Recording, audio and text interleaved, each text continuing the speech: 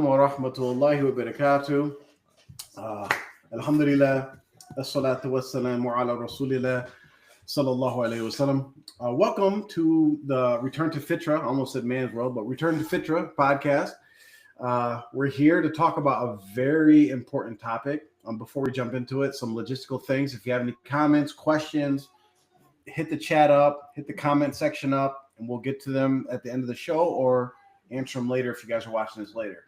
So a few things happened over the past few weeks that we're going to talk about today and talk about some other things as I think we're qualified to speak on this topic, being African Americans in the Ummah, in the Western Ummah. And we're going to cover a few topics, cover some gripes, and give this racism thing in the Ummah some perspective from our stance, right? Because typically, when we talk about racism, when racism gets brought up with related to Muslims, I'm not going to say Islam, you see people go into this natural, like, yeah, there's no racism in Islam. True, in Islam there is no racism, but there's plenty of racism with Muslims, right? A lot of Muslims are racist, and we see it all the time. And we want to get past this, glorified image of the Ummah, because racism existed all the way dating in the Ummah, all the way dating back to, as Amr will tell us, back to the Sahabas, and during that time, and it exists till today.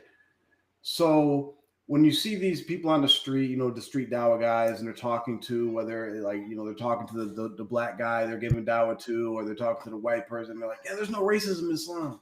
You go to Mecca, you see white people and brown people and black people and red people all stand next to each other, which you do.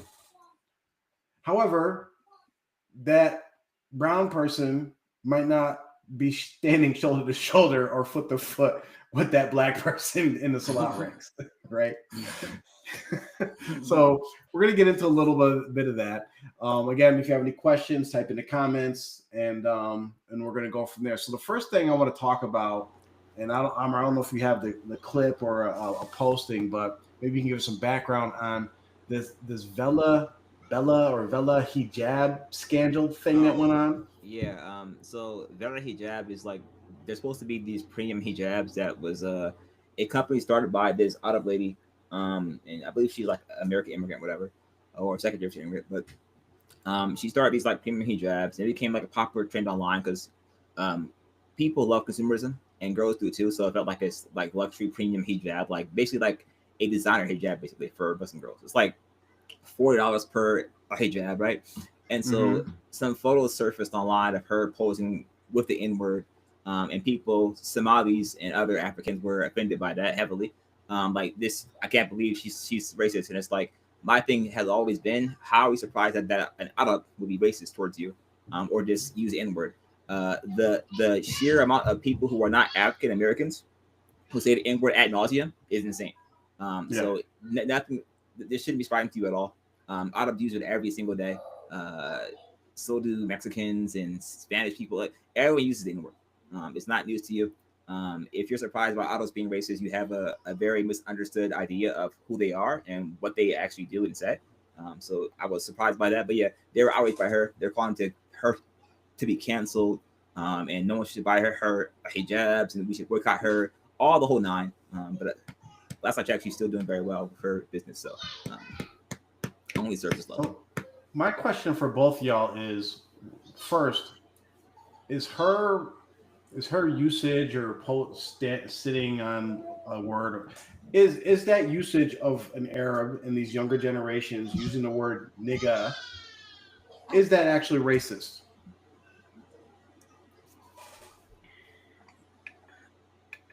Anybody?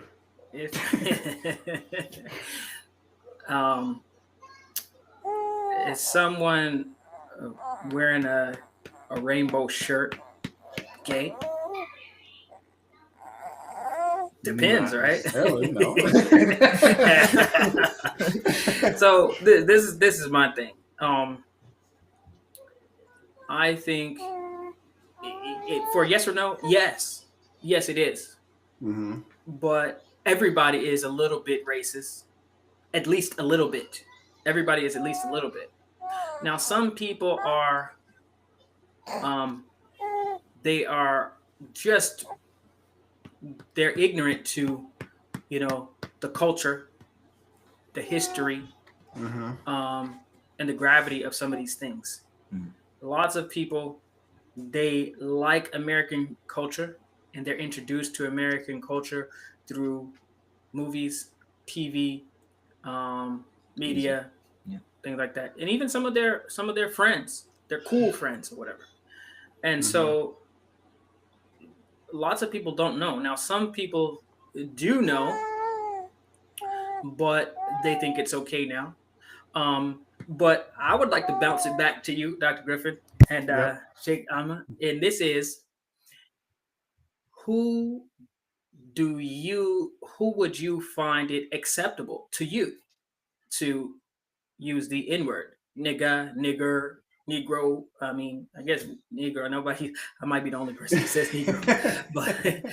but as far as you guys are concerned, who would you, if you heard somebody just in a random conversation or whatever, if you heard it come out of their mouth, who would you feel uncomfortable about, and who would you not even look up from your phone or your book or your food or whatever? If you hear it straight. I mean, just not necessarily even to you, not even to you, and I guess there's levels. But for instance, in a you overhear a conversation of people talking. I mean, if you hear it, I don't want to lead the witnesses. I just want to know just what comes to your mind. I have my own theories. I have my own things. People don't always agree with, but I do have my thoughts. But I want to know what you guys think first. If you hear the N-word, and you look up and you see the person, who would you look up and be like, oh?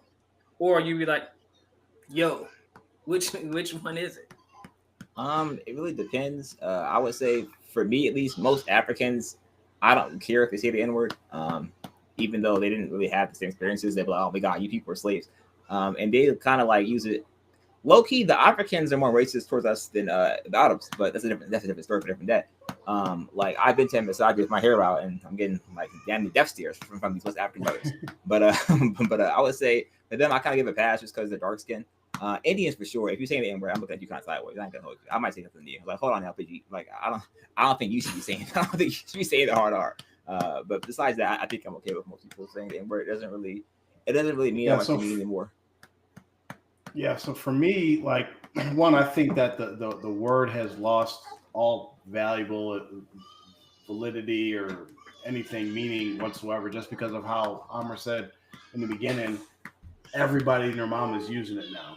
But as far as if I heard somebody saying it, one, if they're in their 20s, right, I'm not going to think twice about it, because the way that word is used now in the younger generations, it means like, hey, bro, right? Hey, and everybody uses it. White people, black people, brown people, whatever.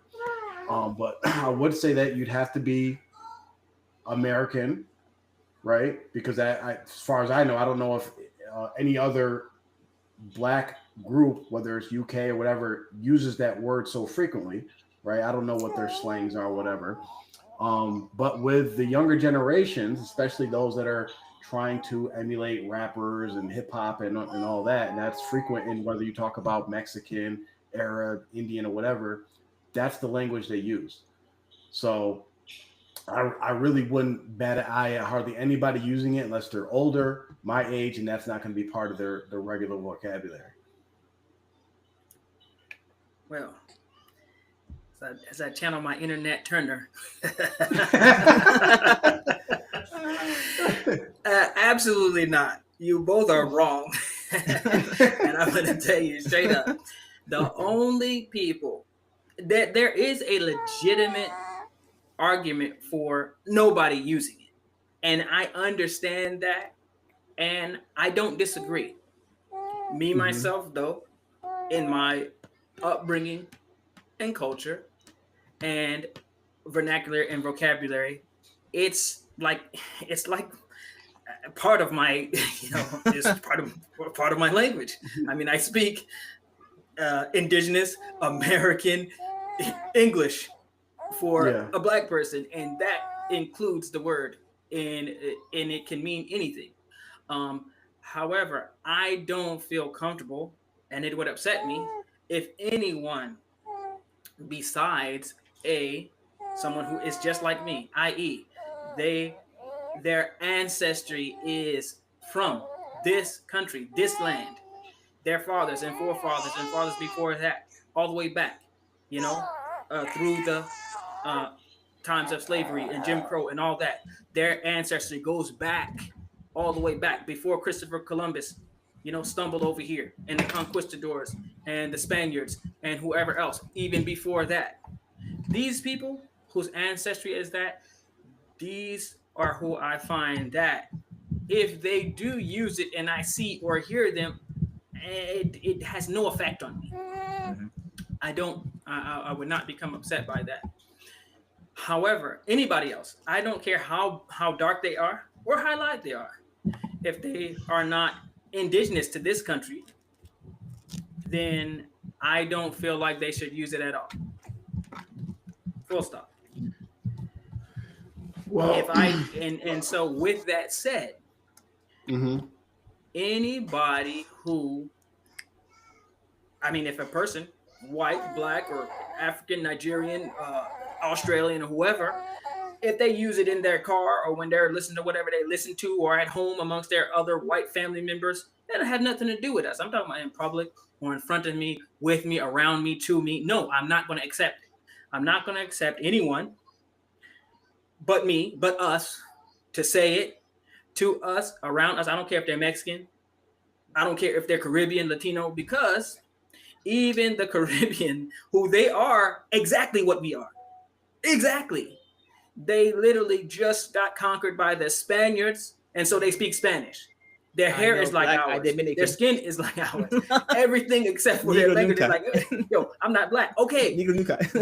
But so you're not going to be able to take the good and then be able to duck and dodge what may become of some heat, some smoke, and what may be bad. So for me, no, I don't accept it from, and I know I see it on the internet a lot. You have lots of little white kids and Mexicans and Somalis and Arabs and all these people saying it to the other. Nah, I'm never going to be down with that.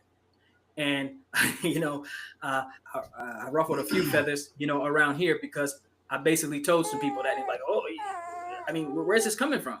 I said, I have never experienced any little Muslim kids or whatever color they are, saying that around me.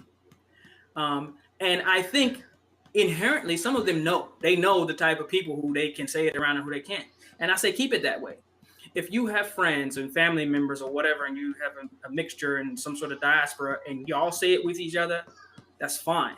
But you should probably know who you can and can't and should and shouldn't say it to. And I don't think I'm a minority in this position. And that is, we don't want to hear it from nobody else. It's something that, regardless of the origins, people say, well, it was something negative, whatever.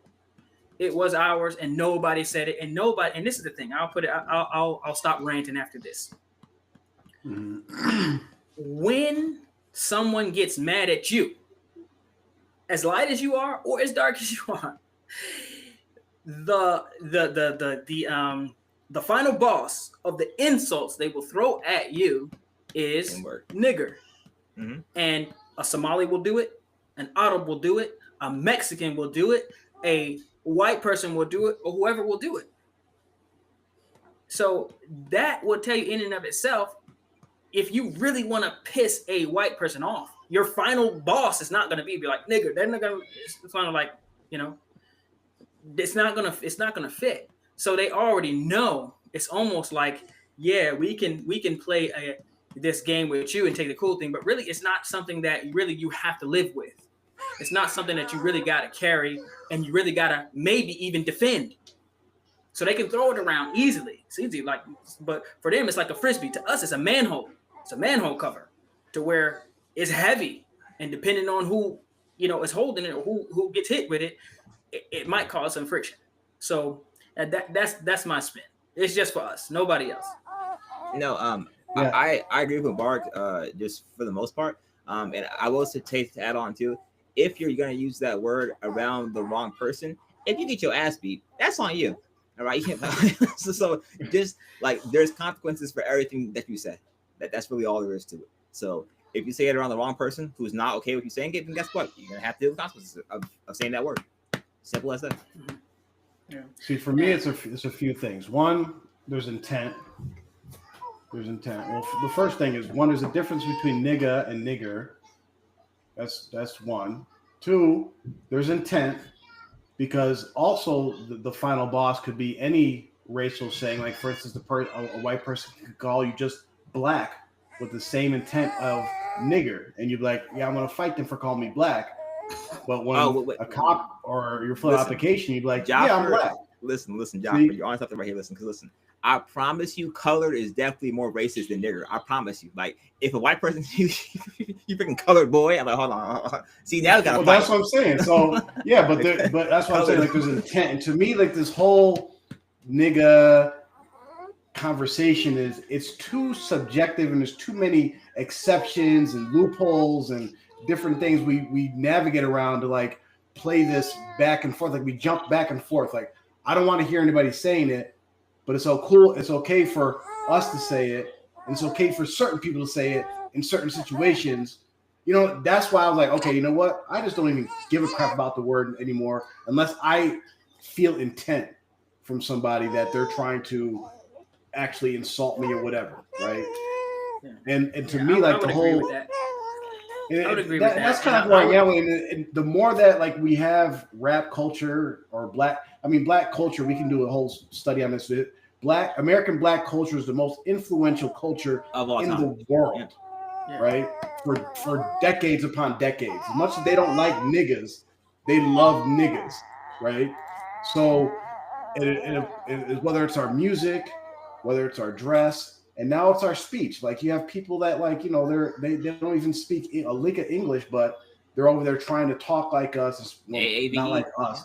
You know, the rappers they see in the movie stars, not really like us, but you know. Yeah, they are. And I would say this, and I'm not just going to let us off the hook. I would say that for me personally, if I'm in a setting or around people who I would not feel comfortable with them saying it, I don't say it.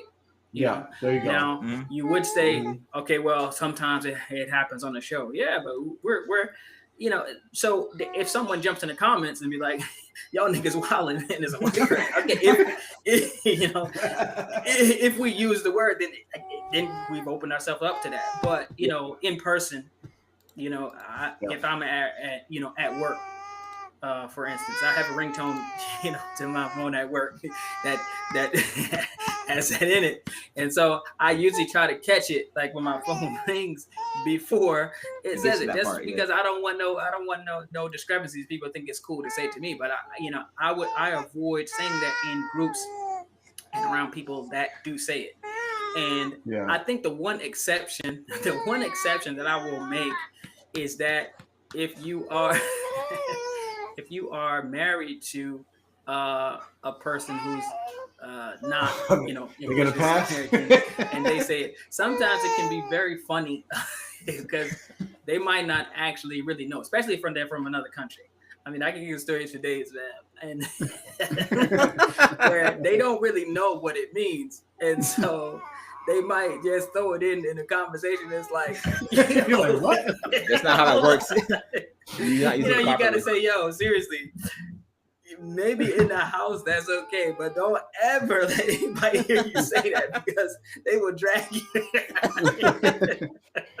Well, you're gonna go to the mansion and you know. This kind of leads into another topic that we got to discuss is, you know, people from other countries, whether they're first generation, second generation, whether it be Arabs, whether it be Asians, Indians, even other Western countries, Europeans.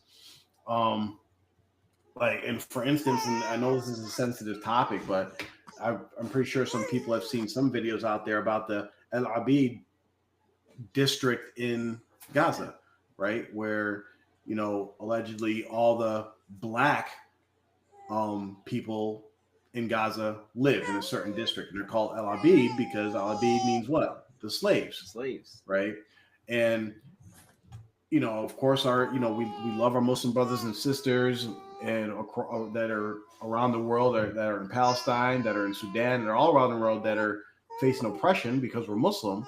At the same time, we shouldn't allow that to make us ignore some of the racist issues that we have with some foreign cultures that when they come over here we experience it, and so what can you tell us a little bit about the al-Abeed, alleged al-Abeed district in Gaza?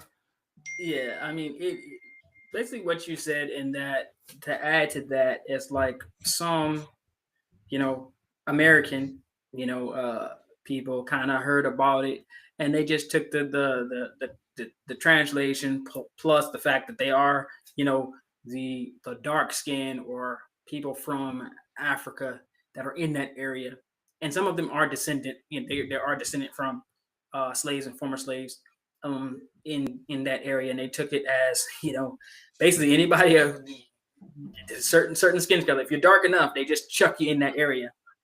Paper bag test, and you got to go. Yeah, basically, yeah, paper bag test, and then throw them over there.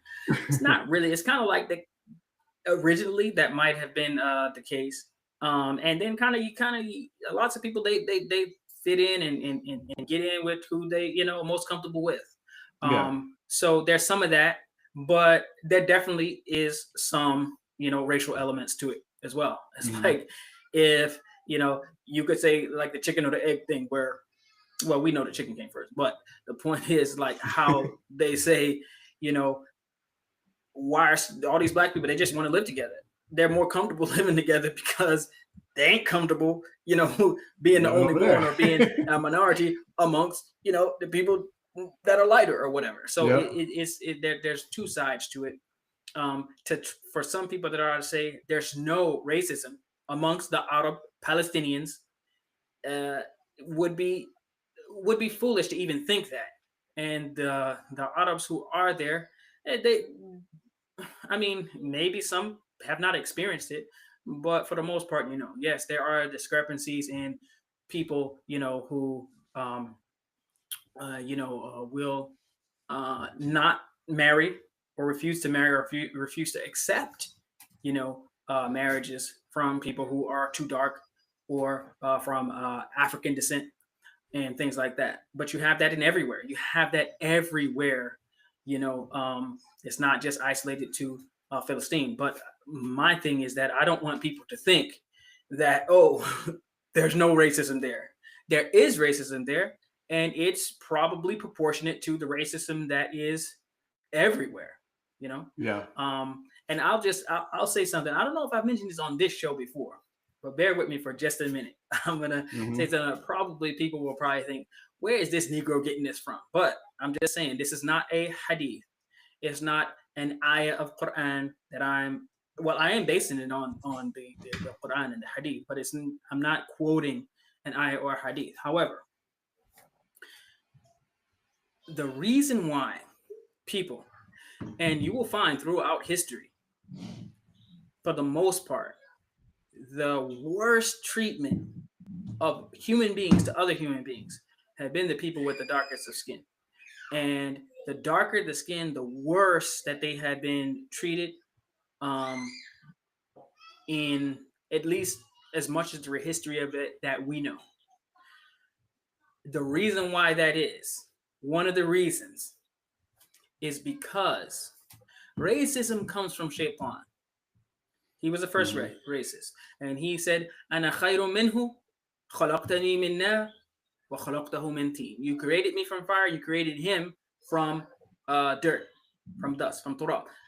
And so Shaitan saw himself as better because of how he was created. He looked at Adam alayhi salam and he hated him. He is his open enemy from day one.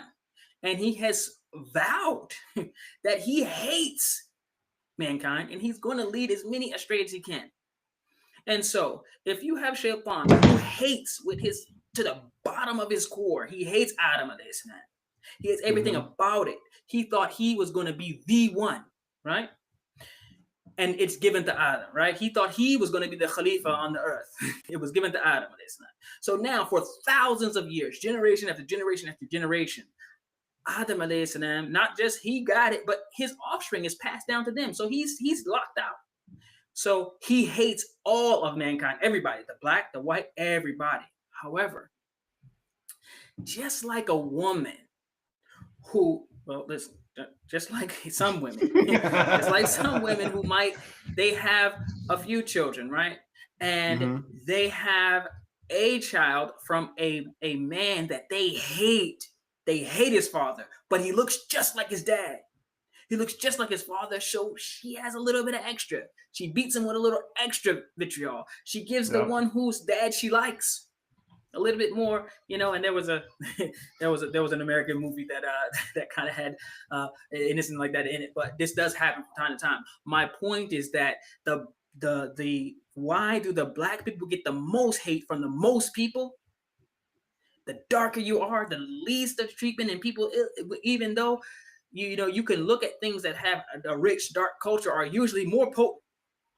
And we can go into all the reasons that the excellence of people with darker skin, physically and otherwise. However, the reason why Shaitan goes extra hard against the darkest of people, because we know from the description of Adam alayhi salam, the word Adam, it means, one of the meanings that's very, very dark, deep, dark. Adam alayhi salam was very, very, very dark skinned. This is a description, and you can look at his description in the hadith and from the Qur'an and from the words in the Qur'an.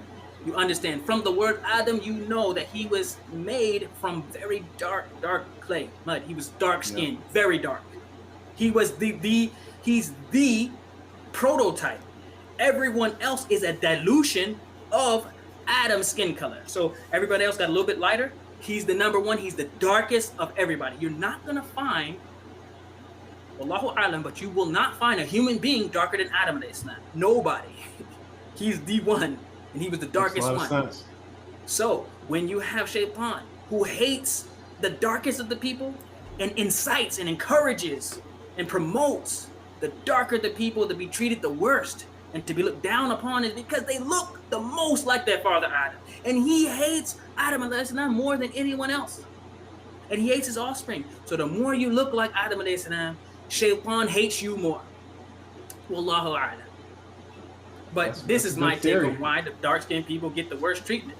I say we wear it like a, now people might say, these light-skinned Negroes, what are they talking about? Hey, listen, we got what we got. But I'm saying, we wear it like a badge of honor, And so for all those people who may face some sort of racism and discrimination because of the way your hair looks and the way your skin looks, and because you're dark skinned, never lighten your skin. Stop doing this skin whitening and bleaching cream. And listen, you are representing, you look the most like your father Adam alayhi salam, and that the hate that you get, you wear it like a badge of honor, because Shaitan hates you the most. That hatred that you have to take, endure, and overcome, Allah will reward you for it. But no one understand this. Allahu A'lam could be one of the biggest reasons why. Just because you're dark, it's because Shaitan hates you more, because you look more like Adam alayhi salam. Allah knows best. I mean, very, very well said. And just to take it back, Mubarak mentioned that Prophet Adam, right? Who's a prophet? Was hated on, right? He experienced racism. And so for people, listen, I'm not super dark. I've experienced racism, as is everyone here on this panel. So it doesn't matter where you go, you'll experience racism I've experienced it from the southern racist whites. I've experienced it from Pakistanis, Indians. I told the story before to Jafar Mubarak. I went to a masjid, right? I was at a masjid. I had on a full thobe and a khufaya, right? Obviously Muslim. Yeah. I go in there. This Pakistani brother comes to me and says, "Brother, are you looking to revert?" I said, "No, I'm here to pray." He said, "You know how to pray?" I said, "Yes." And so I walk into the masjid. I pray my 2 rakat sunnah for entering the masjid, right? He comes to me and says, "Aha, why'd you only pray 2 rakats for Lord?" I said, "I was praying my 2 rakat sunnah for entering the masjid." He looks at me confused. I said, "Yeah, it's wajib for you to pray that." And then, so like, even when you're in the most obvious Muslim attire of all time, right? And you tell them, hey, I'm Muslim. I know what I'm doing. They still look at you like, nah, this is crazy. And it just happened for so long. It's happened during the time of the Sahaba. Bilal ibn Rabah, right? He was guaranteed paradise. Rasulullah sallallahu alaihi wasallam said that I heard your footsteps in Jannah. He said that, all right? And he was getting criticized by other Sahaba for being dark-skinned, all right? Like, they're like, you son of a... It was Abu Dhar Ghafari, he said, you son of a black man gonna correct me? Or a black woman? How dare you? Right? And he had to be... So it's gonna happen forever. Bilal was trying to get married one time. And the Prophet Muhammad sallallahu alaihi wasallam came to the family, interceded for him 3 times. And they said, nah, I'm not gonna marry my daughter to him because he's too dark. So you're never gonna escape that. And those were the best of the Arabs. The Sahabas were the best. That kind of segues into our next topic, and it kind of connects to the first one, because one of the things I wanted to mention about is it Vela Hijab, whatever, Vela Bell, whatever Bells? I think Vela Hijab is somebody else. Vela Hijab. Vela Hijab. Okay, so I was thinking about I don't think the lady's name is Vela Hijab. I think Vela Hijab is the brand. I don't know what her name is. I know her name. Okay. I think the sister that owns Vela Hijab, and with like her use of the word, the N-word, and using that picture. And the one thing that popped in my head is, okay, here's a test for you Arabs, Indians, whatever in America that are the youth below 30 that are running around in your own little inner circles using this word because you want to sound cool, you want to sound gangster, whatever you're doing, right? The test of whether you should be saying this or not is if you would marry one. Because I'm pretty sure this sister, if just like we had the example of Bilal, approach some brother, an African-American brother, came and approached your father, whatever, hey, I'm interested in marrying your daughter. One, your father would probably say no right off the bat. And you would probably say no because you're not marrying us. And this gets to our next topic about like the ethnic or racial hierarchy that's in the Ummah. Mm-hmm. Because we'll just put the cat out the bag and just put it right out there. The bottom of that hierarchy is not black people. It's African Americans for some reason. Every other, whether you're black African, whether you're black European, Indian, black, or some of the Indians are blacker than us, right? Everybody seems to have this negative connotation or look down on the actual African Americans. Because like just Amr just said, you go to the masjid, they're like, oh, say the Fatiha, testing it for a Muslim. Like we have to start actually putting our foot down, like when this stuff happens, and be like, you say one more thing to me, I'm gonna show you the other side of what we have here. Right? I'm gonna show you the N-word in me because it really kind of gets me upset. And I wanted to ask y'all a question after we talk about this a little bit. But I got a question for y'all. But too many of these things happen, and because of our culture, we're nice, and because we deal with this passive racism all the time, just and like with white people and not being Muslim and all that, we kind of just know how to navigate. But I think in our masjids, in our communities, we actually have to start making more of a stand of like, no, we're not tolerating this kind of crap anymore. No, that's 100% true. My father raised me on that since I was a kid. All right. I told you that story before too. All right. My father and I were in Cleveland, Ohio. Right. It was the first mosque of Cleveland, which my grandfather, great grandfather built. He helped build the first mosque of Cleveland. So we go in there, right? It's this Pakistani guy comes up to my father, right, and tries to hand him a broom and say, "Hey, listen, can you clean the masjid?" He said, "Absolutely not. I'm not cleaning the goddamn masjid. I'm here to pray, and then I have to leave." And the Pakistani guy looked so flabbergasted that my father was saying no to him. He couldn't believe it. He said, "You clean the masjid, all right? I'm gonna go pray for my son here, and we're gonna leave, right?" So, and they would try to treat like whenever you go to a masjid and you're like, or they just think someone called Adhan, hey, you dark-skinned man, get up there, black man, and call Adhan. You're gonna be our Bilal, all right? Every single time. You can have a terrible voice. They're like, listen, Bilal right there. All right. so you have to cut it out at the roots. And I feel like for a lot of other races and ethnicities, they have an inferiority complex to those like naturally Arab-speaking people, whereas black people, right, African Americans, we don't have an inferiority to anyone. And so that kind of rubs people the wrong way. We kind of have our own like swag and you know, just well, some of us. Man. I would say I would say actually we do. We have a huge inferiority complex, but we're very good, and I say in general as Black people, we're very good at pretending like we don't. You ever seen a person who know they're not fight or not tough, but they're good at pretending? That's Black people when it comes to many things. Black people will pretend to be rich, pretend to have money when they don't. They're some of the best at coming off as like, or at least wanting to show people that they have money. Like anybody, I rarely see any other cultures do this, where a person will have money and counting it, like hundreds or whatever. And it's like, this does not prove that you are wealthy. You have, even if you had 50 $100 bills, how much is that? $5,000? $5,000. Yeah. Like, and they're spending it like, oh look, like, I mean, for some people that's, a couple of days of work or whatever. That's not, but see, this is the type of things that we do a lot, and it actually hurts me to have to say we. Sometimes I'd be like, that ain't me, but like I said, it's the fact you're gonna get lumped in with them anyways. It's something I had to tell a young man before, who was mixed. His mother was white, his father was Black, and I had to tell him it don't matter what you think right now. When the rubber hits the road, you're gonna be thrown in with the niggas anyway. The white people ain't gonna be like, oh yeah, you are one of us. They might accept you a little, but at the end of the day, if there has to be a separation, you're over there with the Negroes, no matter how light you are, And there's gonna be some casualties of war during that separation. They're gonna throw some Italians over here just in case. They're gonna throw some. You look too much. Get over there.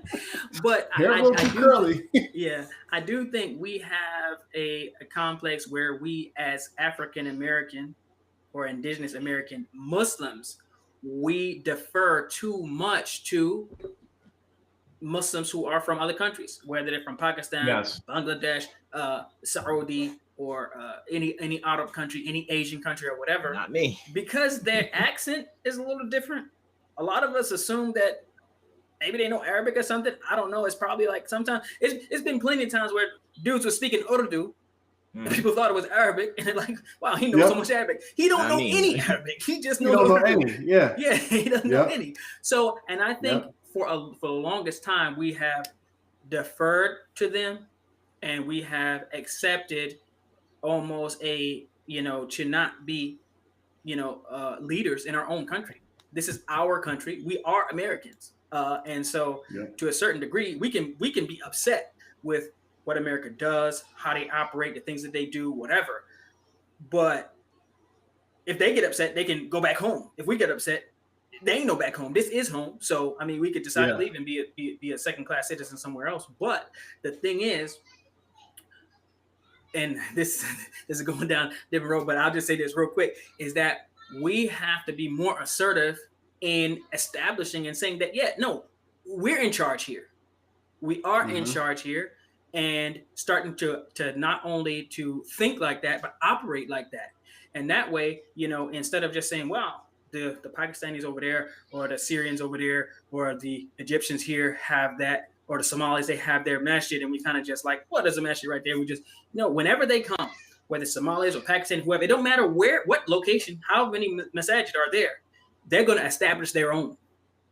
And they don't mind who comes there, but you know who running. You know who running it. That's funny you mention that, because I went to a Somali masjid, was it last weekend or a couple of weekends ago, and we were talking about like the need for homegrown scholarship in the United States, right?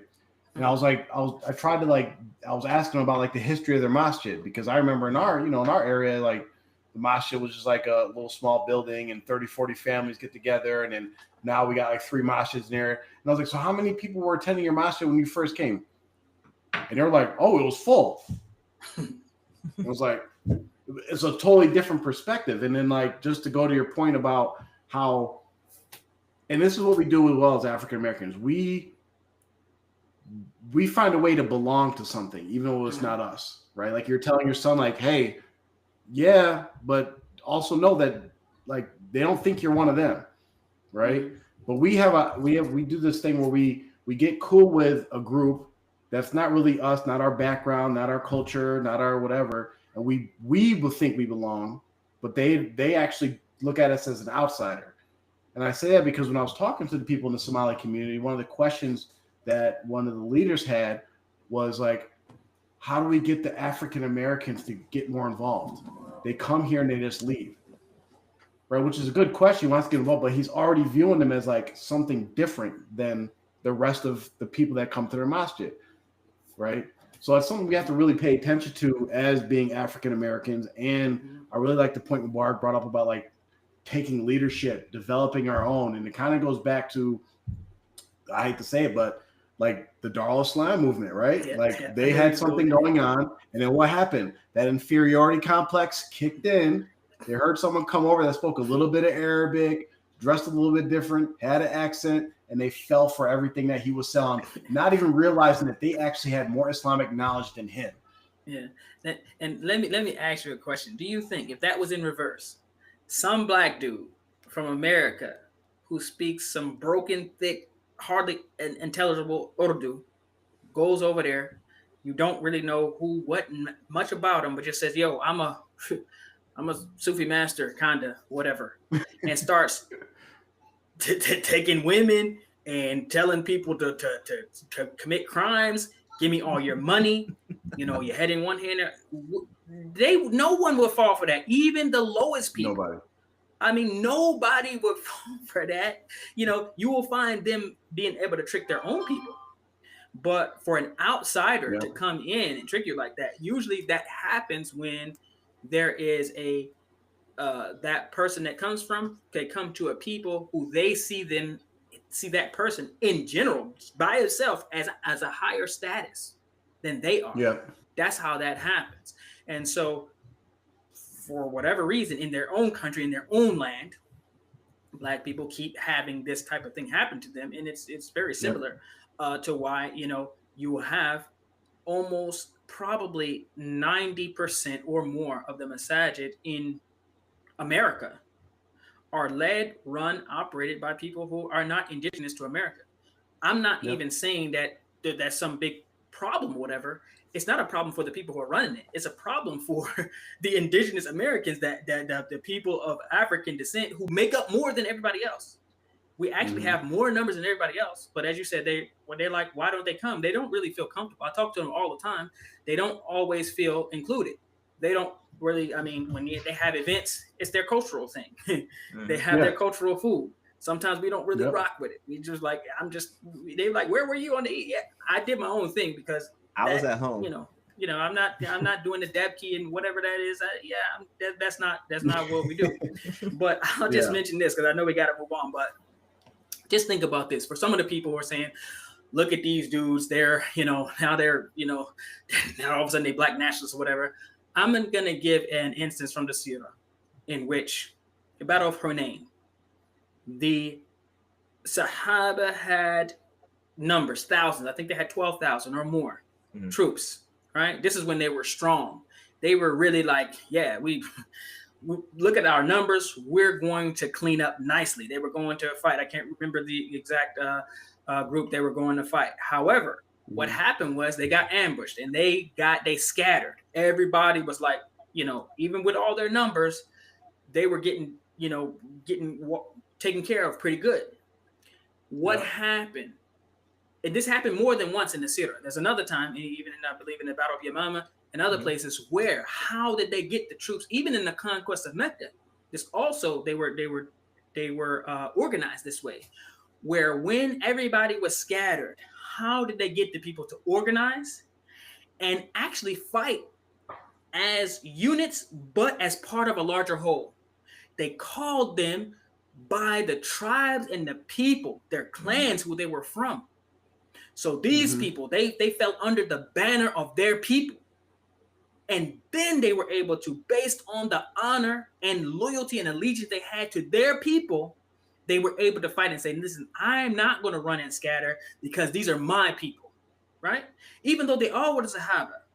In the Battle of Yamama, And in the conquest of Mecca and in Battle of Hunain, they all were Sahaba, they all were Muslim, but they could easily say, hey, this is us, this is our flag, this is our banner, this is our people, and they were easily able to fall into who they were.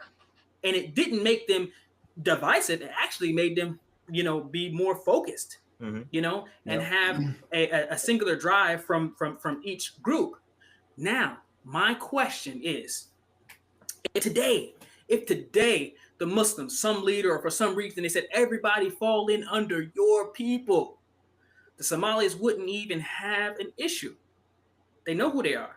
Even though they might have some infighting amongst themselves, they're going to fall in and they're going to fall into the Somali ranks. That flag is going to be waved. The Pakistanis is not going to be a problem. The Bangladeshis, no problem. The Kurdish, no problem. The Nigerians, no problem. The black people ain't going to know where to go. Well, you trying to jump in with this Pakistanis with your shalwar kameez on and with your sherwani or whatever. They're throwing you out of there. You're gonna look like a fool, So if you are in the same instance when Rasulullah is calling the people by their tribes and by their people, so they fall in together with your people, they all going to be able to easily fall in from where they're from and their language and their culture and their heritage. But the black people are scared to do that. Oh, well, I don't want to be a black nationalist.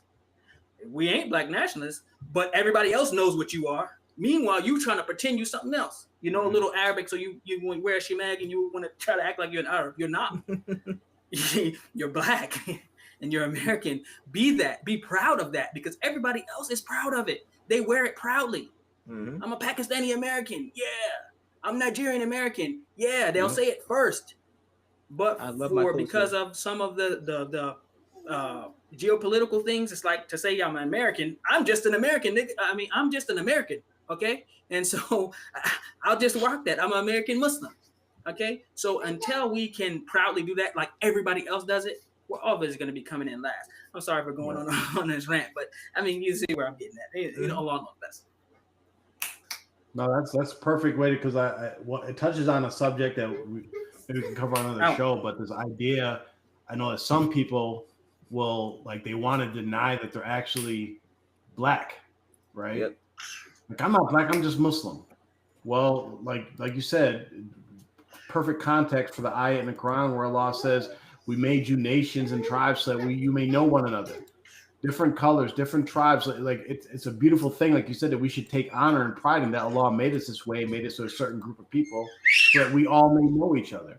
But here's I want to end on this. Well, first, I want to mention how, because we didn't really get into the hierarchy. We just know that African Americans, for some reason, are on the bottom, right?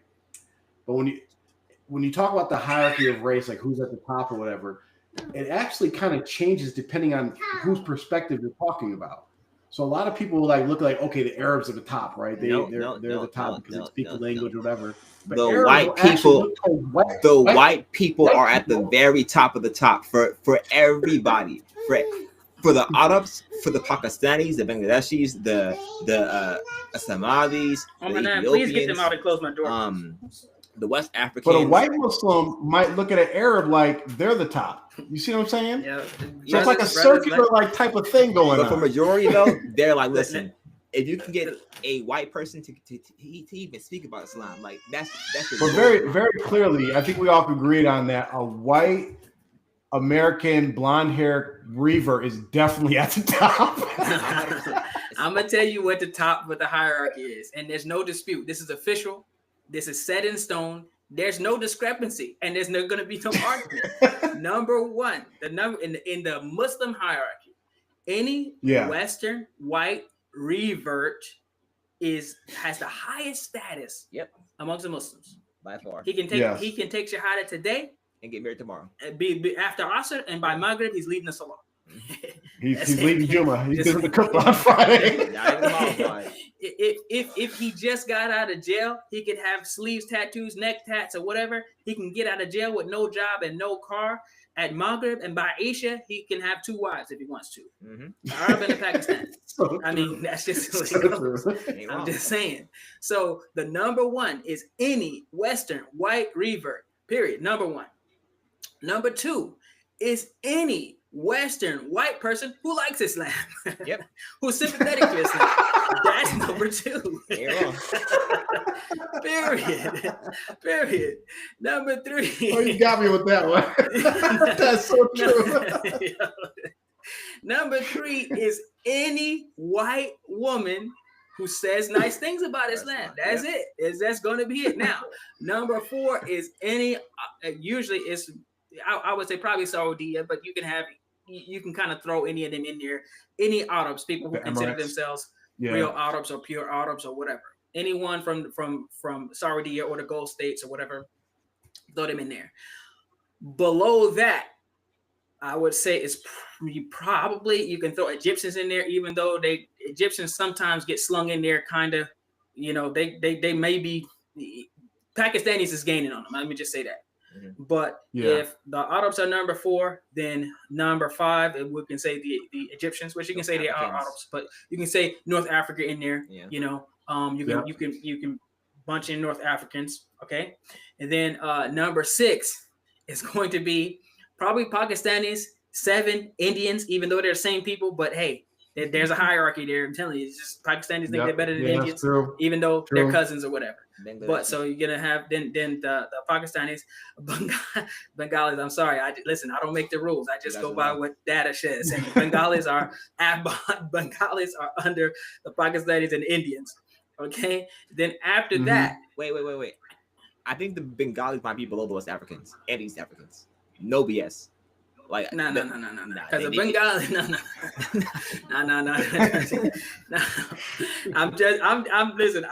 Listen. This is official data, okay? It's official. Peer-reviewed stats here. Yeah. Then after the Bengalis, you're gonna have thrown in there like when you have Indonesians and Malaysians and Muslims from Thailand, those Asian countries. Even you can toss in like if you have a rare Chinese Muslim or Japanese Muslim thrown in there, thick Jap or whatever, thick Jap one at the top. But still,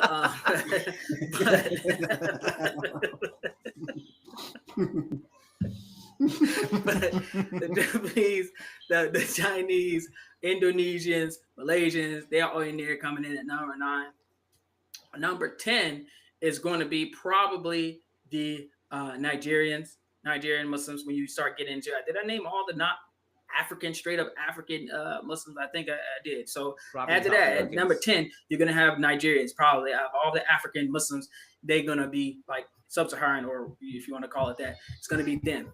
Then from wherever else you want to be from, whether it's from Mauritania or I'm not talking about Arabs in Mauritania, I'm talking about the in Senegal and all those other countries, Uganda, Rwanda, Wakanda, whatever you want to be from, y'all all packed in there under the Nigerians, okay? Sudanese, not the Arab Sudanese, people who think they're Arab, which some of the Sudanese think they're Arabs. But you know what? I forgot. I'm sorry. I almost forgot the Somalis. The Somalis are above the Nigerians. Even though Nigerians, hey, listen, man, I love the Nigerians, but I'm just going by the data. The Somalians are above the Nigerians. That's what it is. But they're not above the Egyptians, and they're not above the Pakistanis, not above those subcontinent Muslims. And then after you throw all the other sub-Saharan African nations and people in there, then after that you have that's 12, and after that you're going to have anybody who is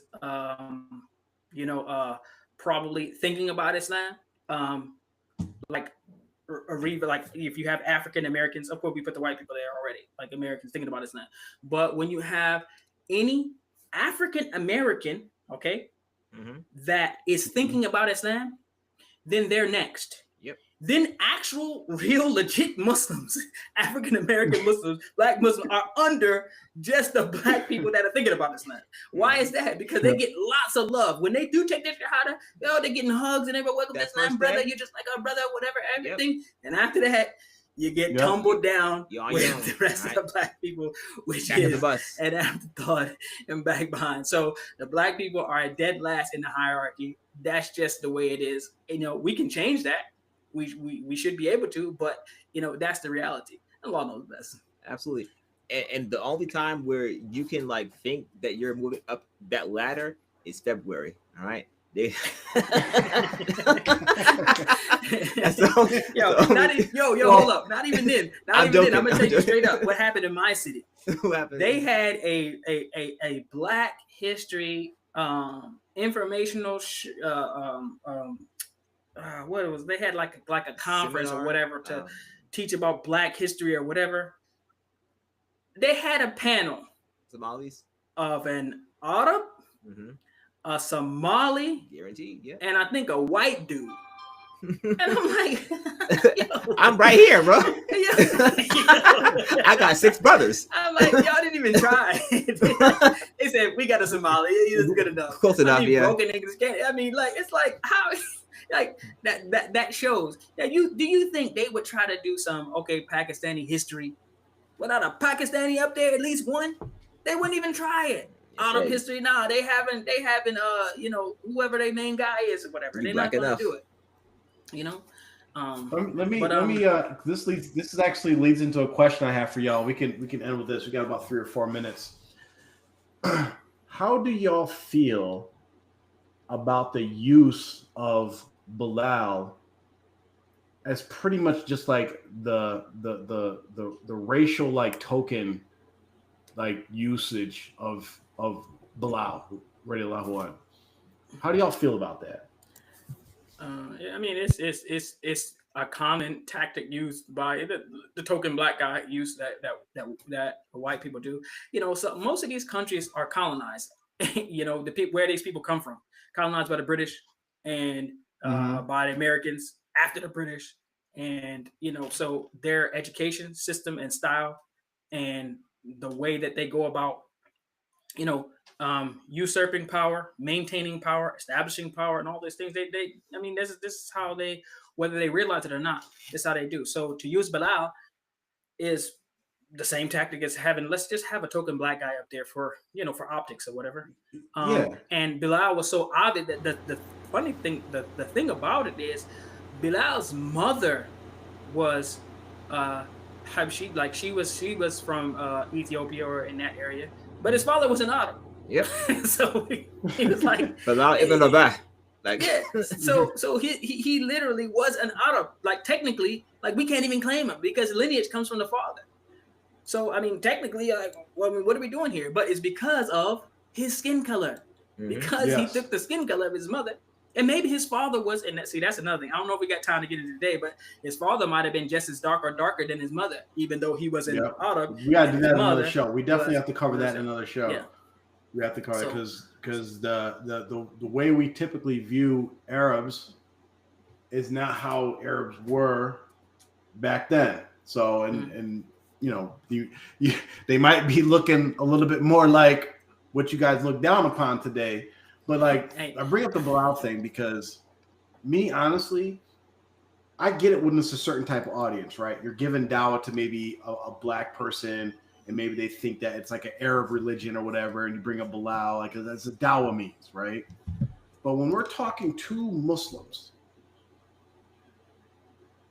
why do we have to, every time we're talking about race or racism, we have to bring up Bilal as like, this is like the only thing he represents as being the Black guy amongst all the Sahabas. We already know about Bilal. Right, we know his story. Why is his story reduced to like, yeah, he's the Black guy, he's the Black slave that became Muslim? No, he was more than a Black slave that became Muslim. Yes, right. He was a lot more than that, right? And I get kind of tired of it, and especially like for instance, like say if you have whether it's a Arab or a Pakistani, a non-Black Muslim that is speaking to, like, say they come to a Black masjid, primary Black masjid, a Black audience, and then they start talking about Bilal and racism.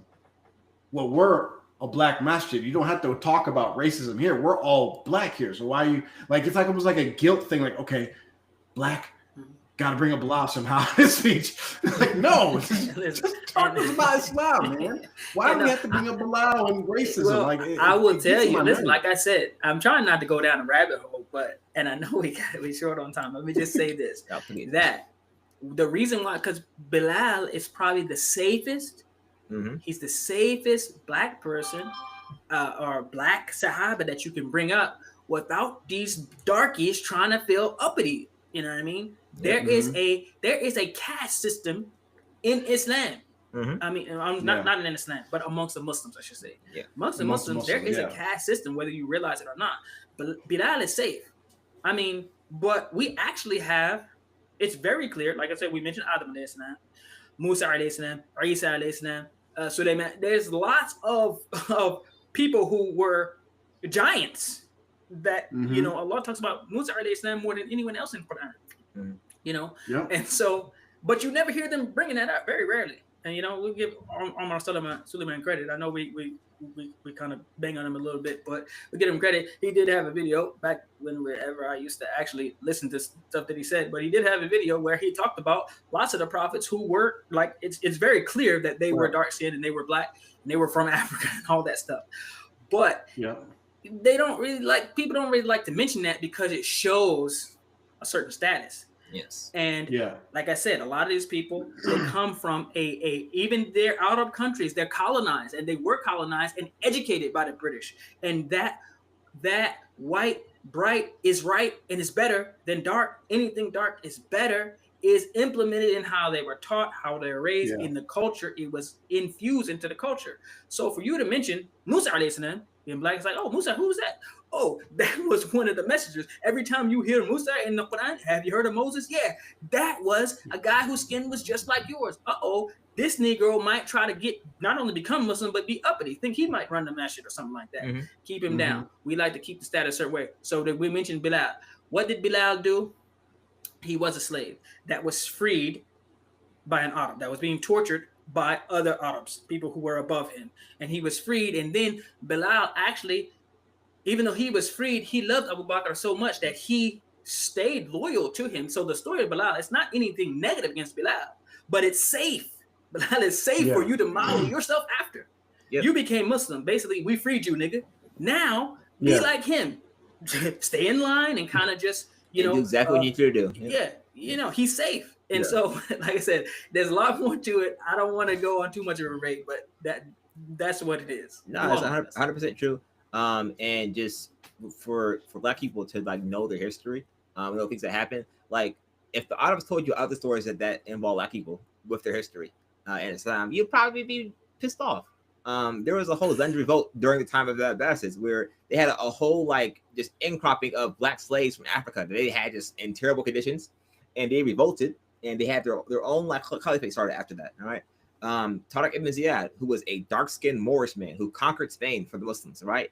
You know what the Umayyad did to him? You are dishonored, you little black slave.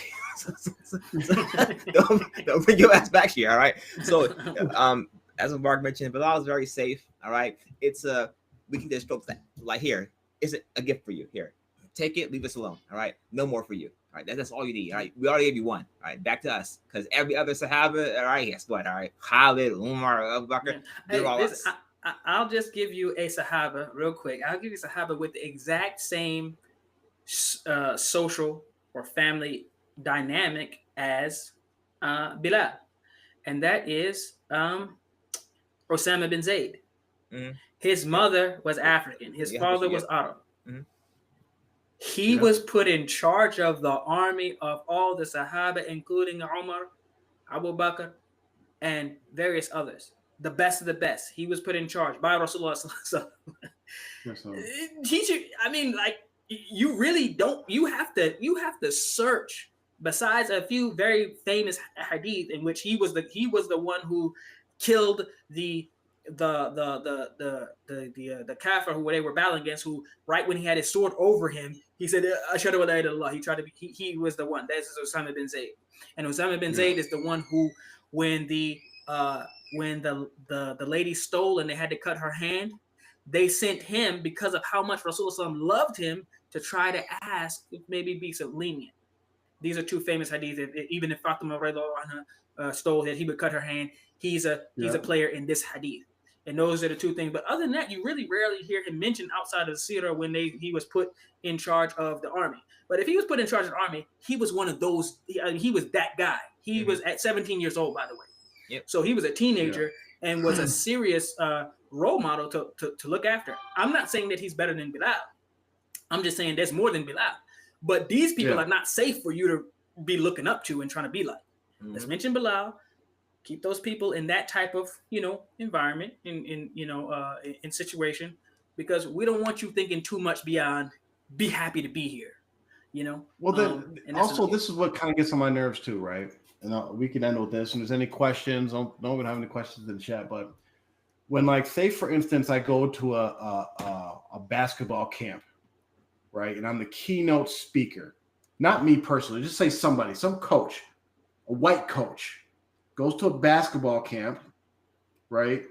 Best basketball players, they're all basketball players. They all know basketball. They've been playing for years, all their lives. And he starts telling the story of Michael Jordan. And while he's telling the story of Michael Jordan, he goes, and he was black. It's like, nigga, we know. Everybody's going to be like, yeah, we know. What does black have to? And that's like the vibe I get when I hear the Bilal stories. And like, Bilal was black. Yeah. What? Yeah. It would be. It's the equivalent. Actually, it's equivalent to telling the Michael Jordan story.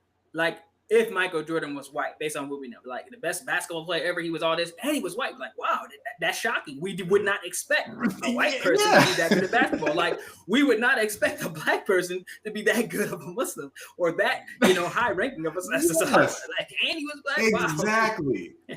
Exactly. And it just like gives me the wrong vibes every time. And it's like, but we'll get our fill February 1st to February 28th. About to say, we ain't letting them off the hook this year. Yeah, we got to have a whole month. We got to plan correctly for this coming 2026. Yeah, we starting in January.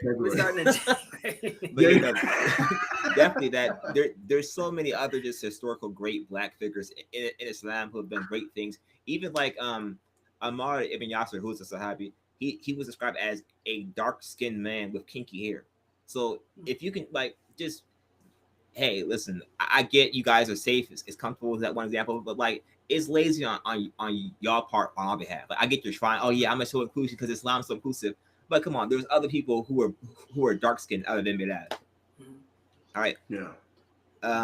Wait till we do the show on what actually dark skin meant back then, because you guys might be thinking of something a little bit different when we actually say when they mention dark.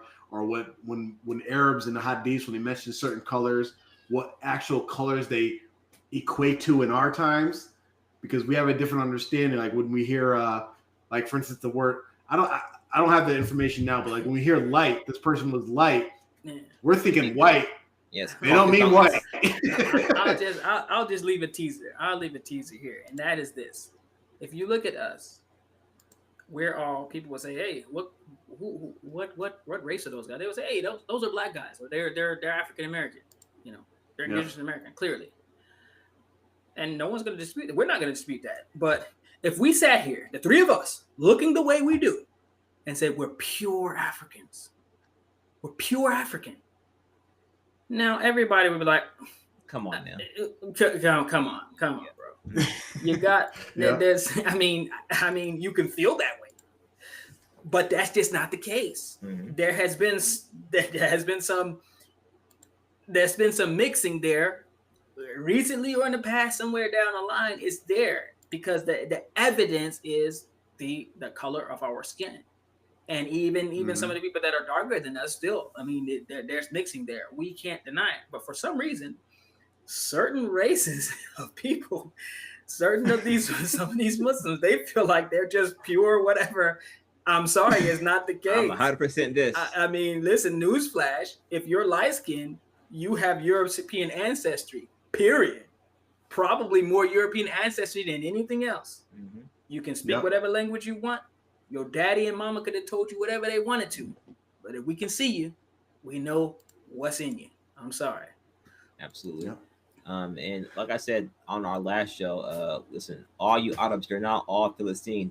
All right, you're not all Philistines. So every new coffee shop that I see is Palestinian owned somehow. Shout out to y'all. All right, run the game. Right? Shout out to y'all. All right. All right, y'all. Thank y'all for joining us. We'll be on Wait, hold on. Hopefully Sunday. Hold on. Wait, hold on. Yep, go ahead. Somebody is saying that they are pure. They're purely from Lahut Lamakan. Lahut Lamakan in Pakistan. They must glow then. Their skin color must be glowing. You're dark. I think they have to be like half giant for sure. Considering the giant. Hey, listen, if you look up, you got giant DNA. You got Titan blood. Yeah, Titan. All right, y'all. Assalamu alaikum wa rahmatullahi wa barakatuh. Oh, see us. Tune in Sunday. I believe around 4:00. We're going to be interviewing brother Kareem Kosanda, who, if y'all follow our channel, he released a video publicly praising the cult leader Mubarak Jilani. And then after many of us reached out to him, he took it back, released some rebuttal videos about their beliefs, basically saying that it's shirk, which we've been saying for years. But we're going to interview him and get a little bit of background and figure out how all that happened and have a conversation. So tune in on Sunday and look out for that. So see you guys later. Assalamu alaikum wa rahmatullahi wa barakatuh.